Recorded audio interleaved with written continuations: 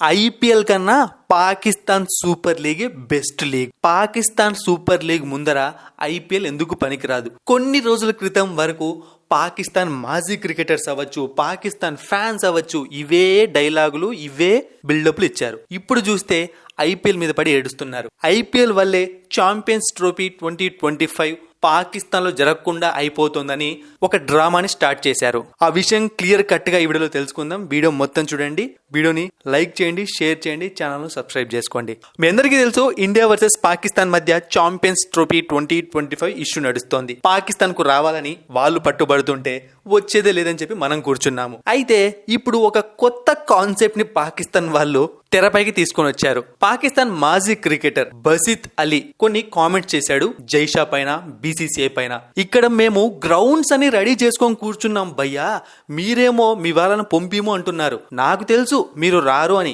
Last కి ఇది Asia cup 2023 hybrid model లోనే జరుగుతుంది. ఇండియా ఎక్కడో ఆడుతుంది, మిగతా వాళ్ళు పాకిస్తాన్ లో ఆడతారు అని కామెంట్స్ చేశాడు. అంతేకాకుండా ఎందుకు ఇండియా వాళ్ళు రారో అని కొన్ని పాయింట్స్ కూడా చెప్పాడు.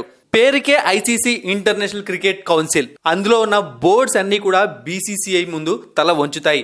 మరీ ముఖ్యంగా Australia cricket board, England cricket board, New Zealand cricket board. Jay Shah ఏం చెప్తే అది వాళ్ళు వింటారు. దానికి గల కారణం ఏంటి అంటే ప్రతి సంవత్సరం జరుగుతున్న ఐపీఎల్లో వీళ్ళ దేశపు ప్లేయర్స్ కి ఐపీఎల్ టీమ్స్ కోట్లాది కోట్ల డబ్బులు ఇస్తున్నాయి. ఇది ఒక్కటే కాదు, ప్రతి సంవత్సరం ఐపీఎల్ ఎటువంటి ప్రాబ్లం లేకుండా జరగడానికి బీసీసీఐ చాలా బోర్డ్స్ కి డబ్బులు కూడా ఇస్తోంది.